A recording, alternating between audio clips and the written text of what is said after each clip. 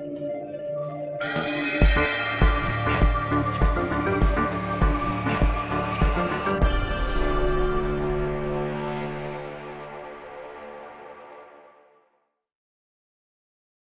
everyone, I'm Kelly Delaney, Director of Partner Development at the Drupal Association. Everyone, and I'm Prateek Jain, Director of Digital Experience Services at Gliserman. And welcome back to Beyond the Build, Stories of Drupal Impact, where we highlight incredible Drupal use cases by ambitious site builders and their end users. Kelly, who do we have with us to talk about their Drupal impact story? I would like to welcome Andrew Williamson, Senior Project Manager at Kanopi, and Nicholas Gliserman, Director of Technology at Gilder Lehrman Institute of American History. Thanks for joining us. Thank you for having us. It's a pleasure to be here. Thank you. I'm going to ask you both, could you mind introducing yourselves a little bit more to the audience and share what your organization does? And Andrew, I'm going to start with you. Yeah, of course. Thank you, Kelly. So as mentioned, Andrew Williamson, Senior Project Manager here at Kanopi Studios. I'm located in Belleville, Ontario, Canada, just sort of east of Toronto there, but particularly with Kanopi Studios, we really focus on sort of value-driven organizations, helping them to sort of reach their initiatives in creative ways, and we love building Drupal websites, and we love partnering with our clients, and that's the key phrase that we like. They're not just our clients, they're our partners. We work harmoniously with them. So yeah, happy to be here.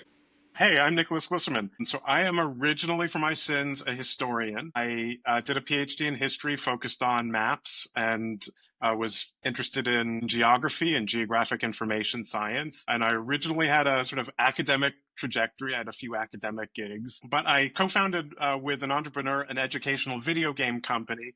And that really got me interested in technology and the possibilities of what technology can do for historical engagement and for reaching new audiences. So that got me working with programmers and artists, and I became really interested myself in programming and computer science. And that led me to the Gilder Lehrman Institute.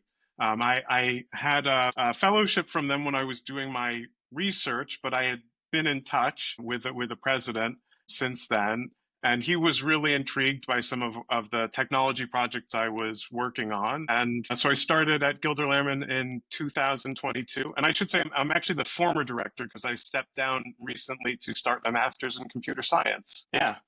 Awesome. Can I ask how you began working with Kanopi? When I started at Gilder Lehrman in 2022, the previous year, we had undergone a migration of our Drupal website that frankly didn't go as well as we would have hoped. So when I started, there were a number of post-migration issues that we wanted to clean up, both how our website was working for the end user, but also how it was communicating with some of our other systems. And it was clear that this was a project where we really needed a partner, that we have a really wonderful senior developer on staff, but just the magnitude, the scale of the problems were beyond one or two people, and we really needed a breadth of expertise. So that's how we originally got in contact with Kanopi. We interviewed, I don't know, maybe about 10 different possible Drupal organizations, and Kanopi rose to the top of our list. We had them do a site audit for us, and we were just really wowed by their insights. And we have been working with them ever since, and they have done so many fantastic things for our website to improve its performance, to improve the experience of staff who use it, expanding the editorial tools that we have, and I think ultimately just creating a much more engaging web experience for our users.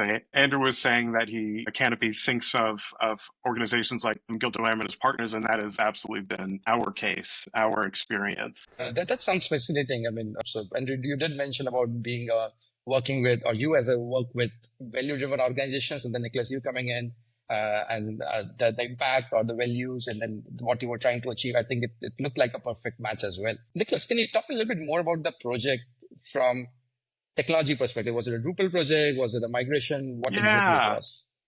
So this particular project was focused on our Hamilton website. So in case anybody in the audience doesn't know, there's a very popular musical out there in the world about Alexander Hamilton called Hamilton. This was created by Lin-Manuel Miranda.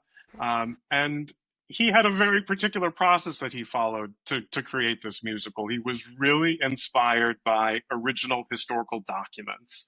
And so what our program does, the Hamilton Education Program, is it tries to bring that process to students so that they can create their own unique original pieces of art based in historical evidence. And so it's a way to get people into history. It's a way to get them thinking about how to do history, not just how to passively receive it, but how to do it. And I should say that we have sort of two different flavors or versions of this program. The first one was really aimed at Title I schools, students in Title I schools, where the goal was that the students and the teachers would do this curriculum, and at the end of that, they would have a performance piece of their own, and then they could come actually see the musical, and some of the student performances would be done on the stage after the musical had finished. There was a Q&A with a cast member, so students could ask questions live. It was just, if you ever got a chance to go to one of these things, they were just incredible. The energy in the room of these things, you just really felt like people are plugged into this. History is real in a way that it often isn't for students in the classroom. So that was the first version of this. And the second version was, well, we have this curriculum. Why can't we open this up to more people? And so that's exactly what we did. We created a lottery and a competition so that if you didn't happen to live near a theater where Hamilton was being performed, or you weren't at a Title I school, you could submit this. And if you were randomly selected for the lottery, or your piece was chosen as one of the outstanding pieces for the competition, we would fly you out to New York City and your teachers and your parents, and you would get to see this in person. And we would take, I should say, I didn't mention this, but Gilder Lehrman, in addition to a lot of the programming we do with students and teachers, really at the core of our organization is a collection of almost 90,000 historical documents. And so one of the parts of that visit was actually coming to the collection, and students would get to see some of these Hamilton-related primary sources, see, touch, just amazing stuff. To come back to the project a little bit more, because I've told you a little bit about the program. That's great.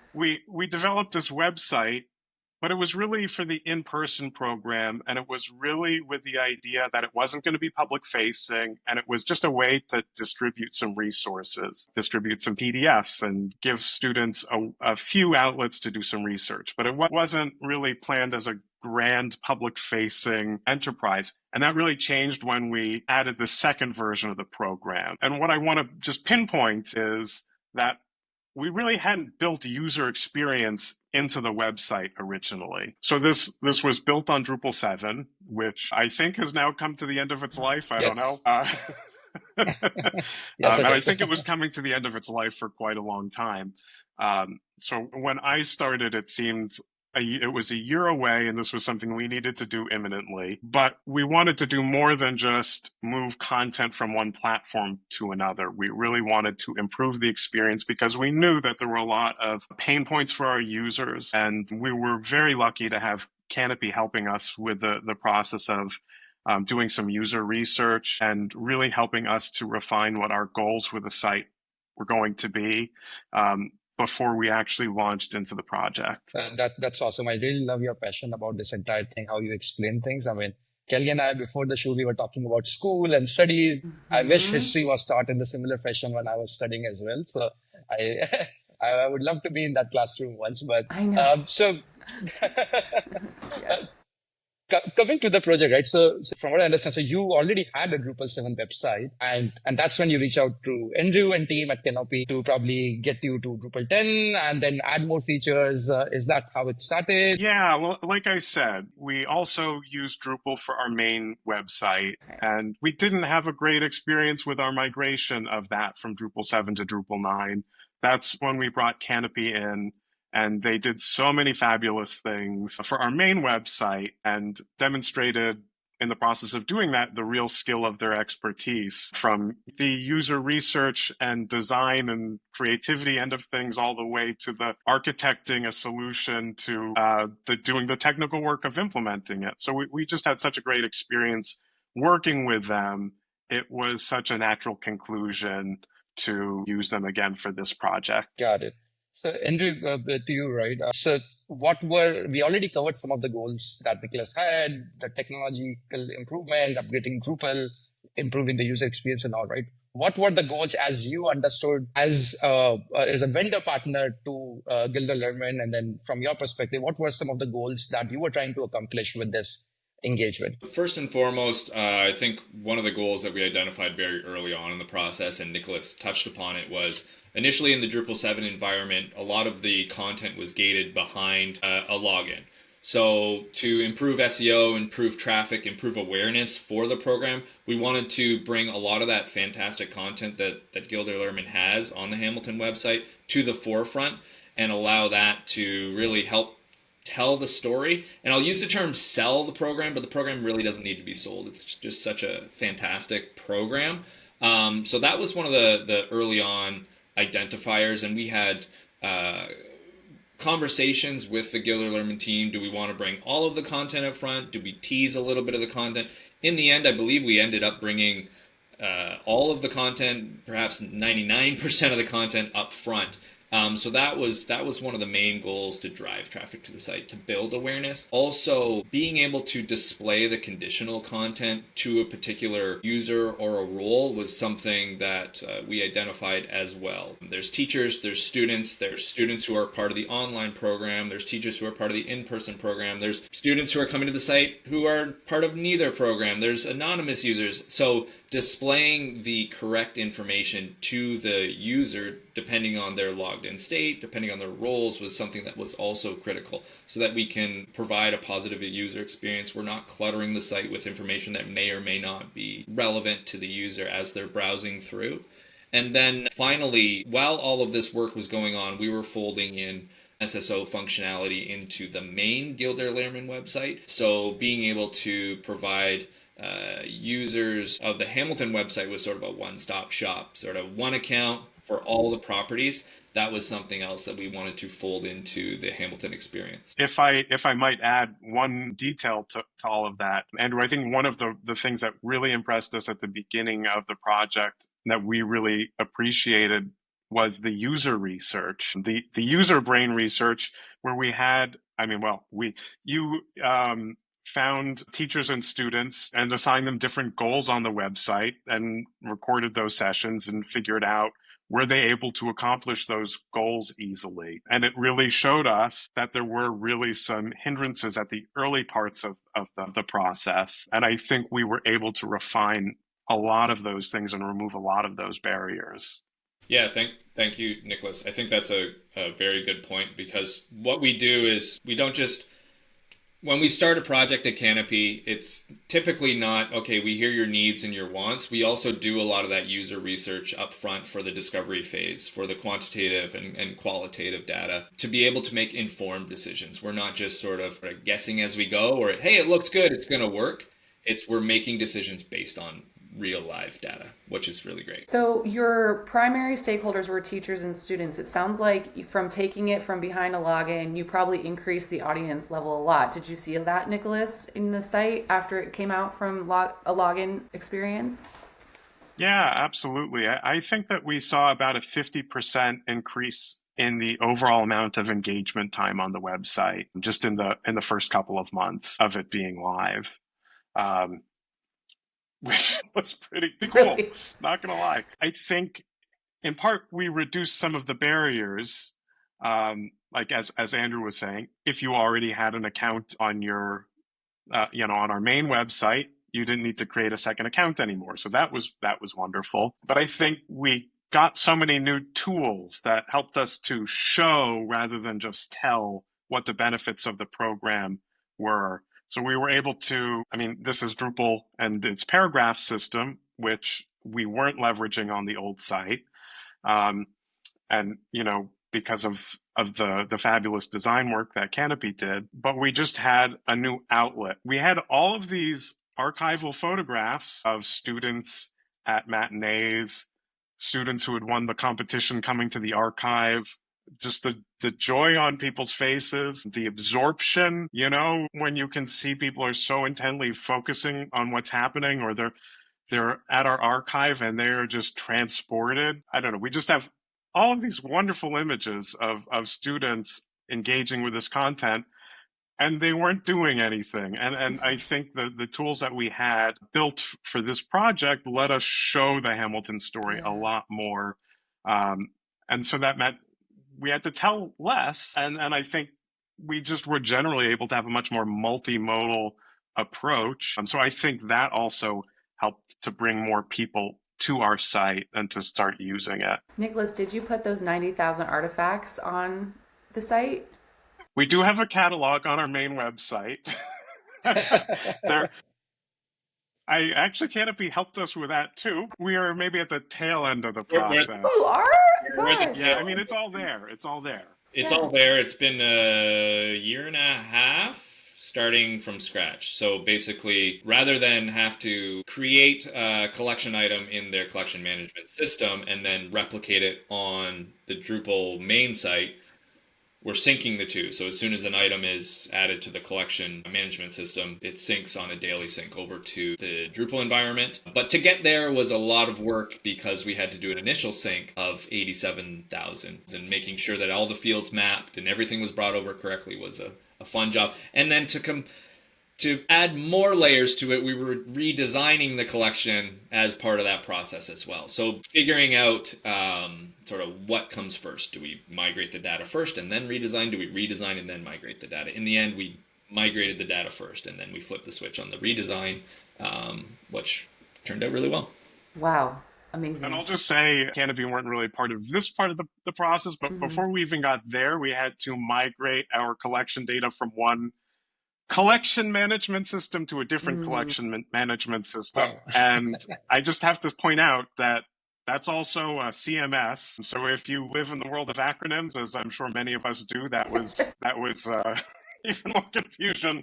Oh gosh, good. Migrations are tricky, right? And then especially when you have like these two collection to another collection, then D7 to D10, I think it can be challenging. Andrew, given that we were designing for students, teachers across the world, what was your inclusiveness strategy as far as the website goes, the content, the accessibility side of things? Was there any specific attention that was paid when you were migrating from D7 to D10? For students in particular, yes, there were some decent considerations because of PII and everything like that. With the regulations around PII, we couldn't obtain specific student information. So as part of the registration process, there is an identifier. I think it's I am under the age or I am over the age of 13. If they check that box, then the website does its thing and it makes sure that no PII information is collected as part of that process.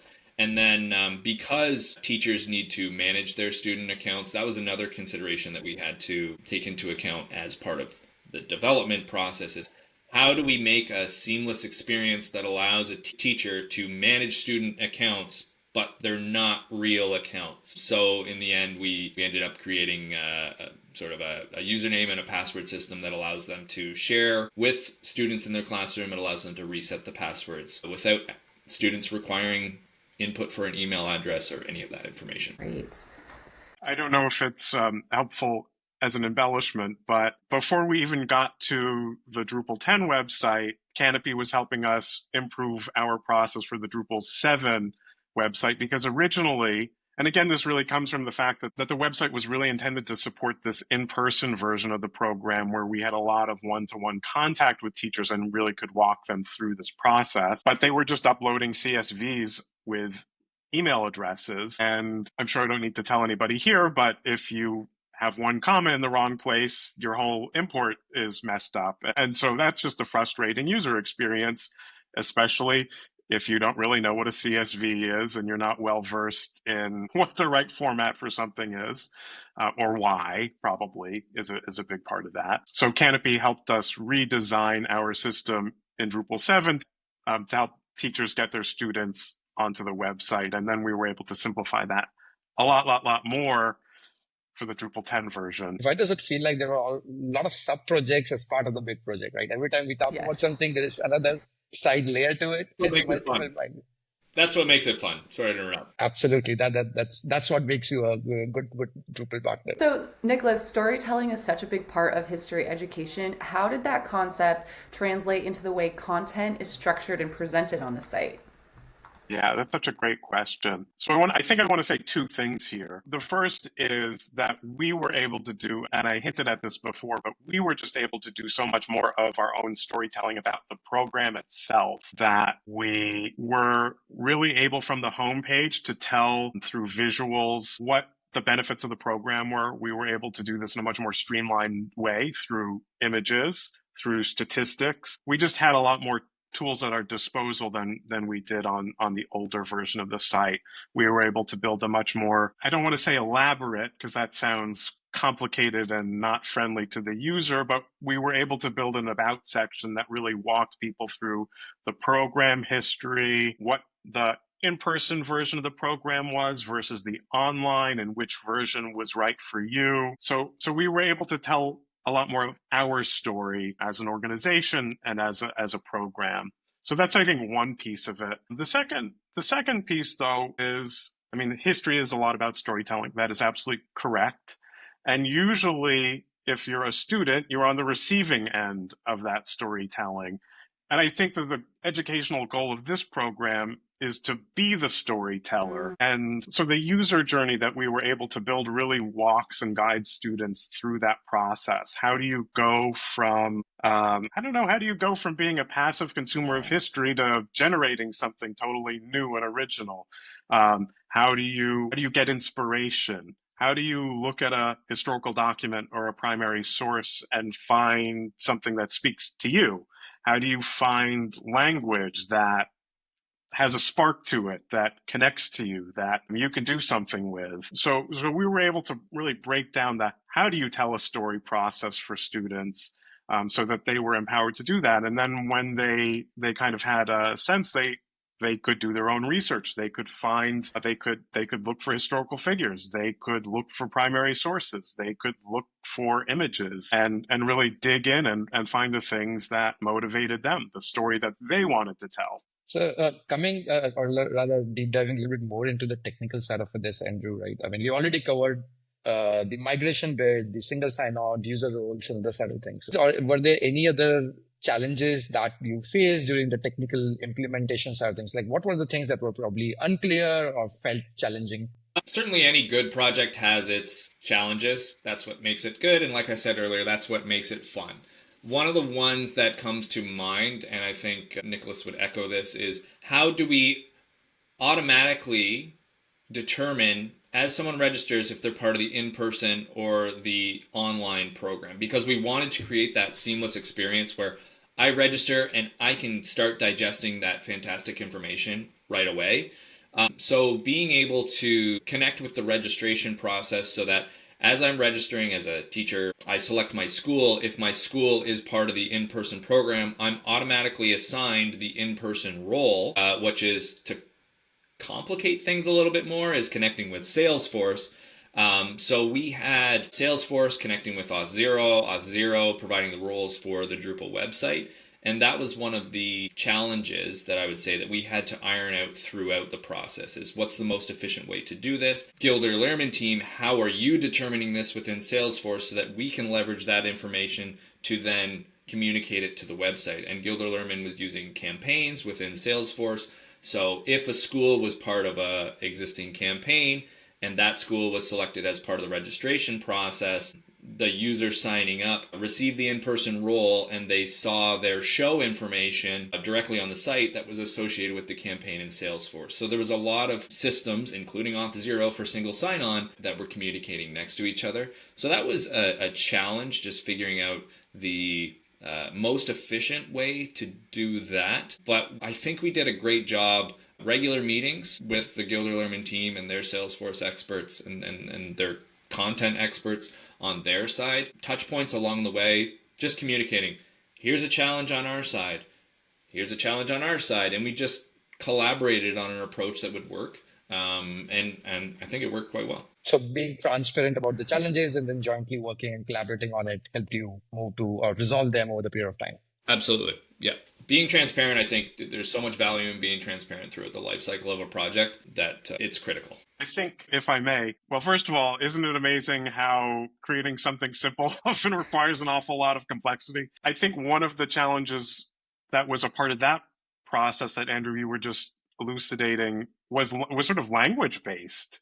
Even just for us, I think it helped us to tighten up our language and our definitions of things. Even talking about an online and an in-person program, that was a point of confusion. And I think at various points, we both thought we knew what the other side was talking about. But then, of course, when you start implementing things is where you kind of start seeing some nuance and, oh, my expectation isn't quite being met here. And so I think it was a real opportunity for us to improve our language, which was great for our users. And Kanopi was just a wonderful, I think that these kinds of issues are inevitable in a project. I think they're inevitable when one person talks to another person. There are going to be words that people use a little bit differently, right? There's a lot of room for misunderstanding. But one of the things I really appreciate about working with Kanopi and working with Andrew is that when we hit those issues, it is so easy to fix them and to talk them through and say, oh, actually, the online role should have this thing and this thing, but not that thing, whatever the case may be. They're very responsive and just super easy to iron out those things. And yeah, like I said, it helped us to see where the complications were that our end users were experiencing ultimately. If our partner is having trouble distinguishing between these two categories, we need to do a better job explaining it. Yes. It's so amazing to see, right, how you were able to complement each other beyond the technical side of the thing. So even though something that was technically challenging that you had to overcome helped improve the product and the experience for everyone, right? I mean, not only as like delivering history, but then also consuming history through this web experience. So it's really amazing to see that. A little bit more about the future of the website or this experience that Nicholas, you're trying to build, right? You already touched upon a feature where showing content to the specific users, it was important. Maybe, I guess, Andrew, you talked a little bit about that as well. What content needs to be visible to what users, right? But is there a next step to this experience? Is there any sort of a personalization that you are envisioning to be there in the experience, or it already exists? And how will Drupal help with that? I will just say again, so I'm the former director, so I'm still connected with Gilder Lehrman. I'm still doing a lot of contracting for them as a special advisor, but I'm not in that role anymore. So it's really out of my hands.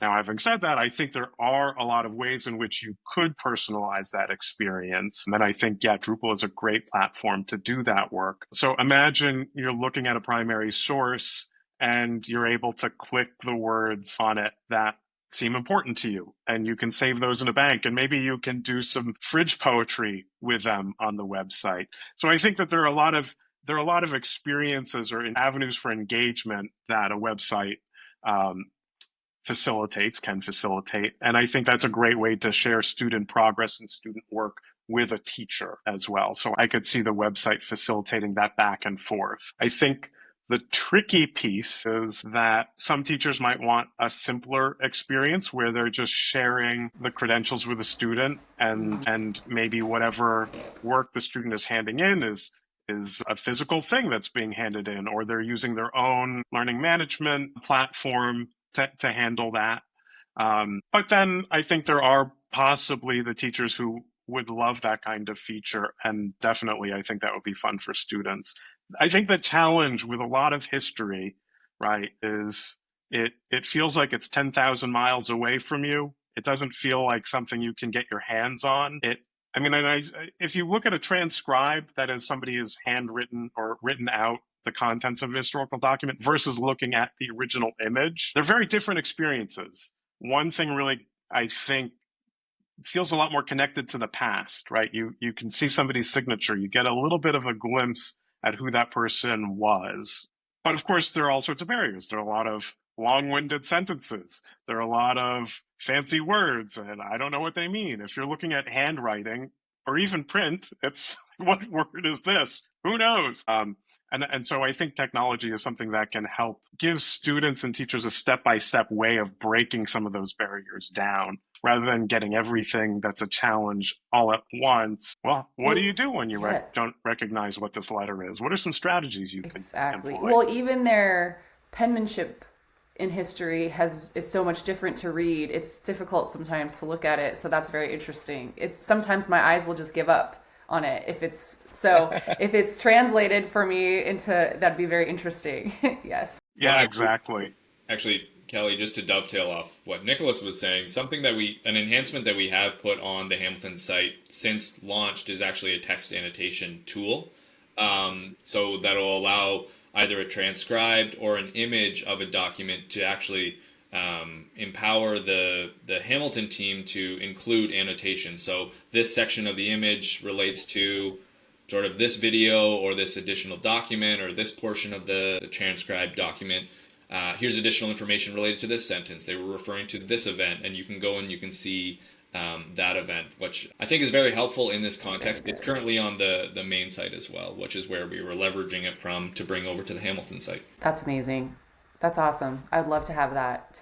That's like walking through a museum and having a guide with you talking to you the whole time. Yeah. That's great. And something else, just for the future, something that we identified early on in the build process was sort of like a progress tracker. So if I'm a student and I'm going through the experience, what's my step one? How do I know where to start? What's my step 2, 3, 4, 5? And that may be something that is implemented on the Hamilton site in the future. It wasn't implemented as part of the build, just with the checkpoints and things. They were a little bit vague at this point. Because we do want the process to be fluid. We do want to teach the students the natural way of going about and engaging with history, as Nicholas mentioned, but a potential progress tracker just to give them, okay, I'm done step 1, I'm done step 2, and it shows them where they're along in the process could be something for the future. Great. Yeah, and I'll say that was something that was really missing from the original version of the site. It was really, okay, I've done this, what do I do next?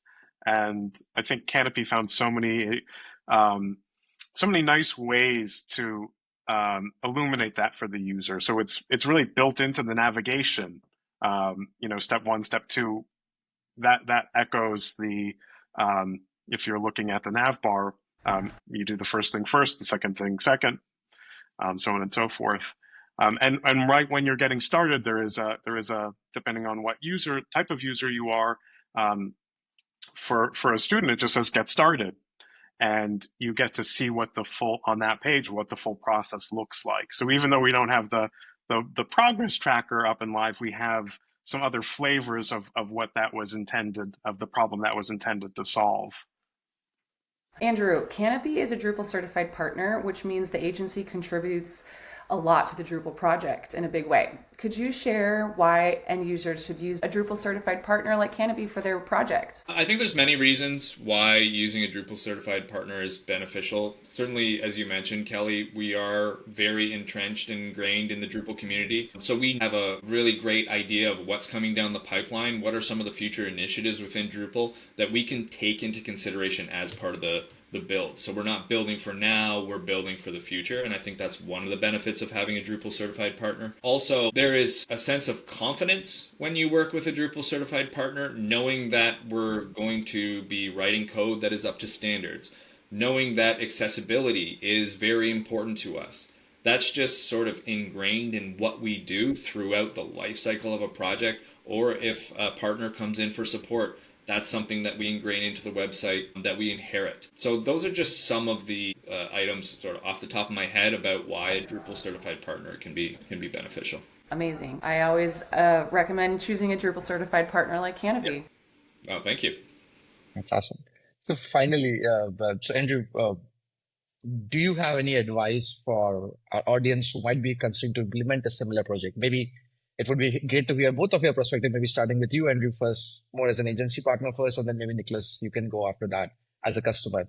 I think just send us a note and start. There's no harm in having that initial discovery conversation about sort of what do you need? How can we help? And whether it's sort of straight into development, if you've done all your discovery, we can start with development. We can onboard there. If it's design only, we can do design only. If it's discovery only, we have so many different facets that we do at Kanopi that just start the conversation, and we're happy to have the conversation more than anything. There's no harm. I would say if you are considering a project like this, if you have a website that needs to be migrated for whatever reason, I would start with the advice, just because it's one way, that doesn't mean it needs to be that way when you are done with the migration. And in fact, I think these kinds of need to upgrade something is a real opportunity to reconsider and reevaluate what you're doing. And so I think if you can frame a project as an opportunity rather than as just a we don't want to be behind on our version of Drupal, I think that goes a long way to guaranteeing a better website than you started with. And I will say, from a cost point of view, really doing that reflection work didn't add a lot to our overall project budget. So I think it was really worthwhile. It's really critical internally if you can figure out what your goals are for the project. What are your metrics for success, and can you find some way to validate that those are the right goals for your organization? Are your users indeed hitting this kind of problem that you suspect exists? Can you find some way to validate that hypothesis? And I think the other thing I would say is, just because you don't know how to necessarily accomplish all of those goals doesn't mean that those goals aren't accomplishable. And so if you can define what you want your website to do, there are a lot of organizations out there or partners that can help you. Do a little research, find somebody who is fabulous, and I think you'll be very happy with your project at the end of it. That's some solid advice there, Andrew and Nicholas. And then especially like finding the right Drupal partner or Drupal certified partner is a great starting point if ever in doubt. So thank you, Andrew and Nicholas, for sharing your perspectives and learning. I must confess that as a student, I didn't enjoy history much, but if my kids ever complain about studying history, I'm going to make them to listen to this episode for inspiration. Yes. So, well, I'll tell you, when I was in high school, when I was in ninth grade, my history teacher was the gym teacher. So we had one written assignment that year, which was an opinion piece about should the geese be removed from the park, which didn't strike me at the time to have much to do with world history. But yeah, I think unfortunately the infrastructure of public schools for history is not the greatest. Hopefully Gilder Lehrman is doing some good work to change that. But when you get to college or above, it is just amazing how different history is. And it's a really cool subject. yeah, you guys are making history amazing. So thank you for that. Well, thanks again to our listeners and for both of you to join us and for tuning in to Beyond the Build. If you're interested in being featured on the show, email us at partnerships@association.drupal.org. Thank you.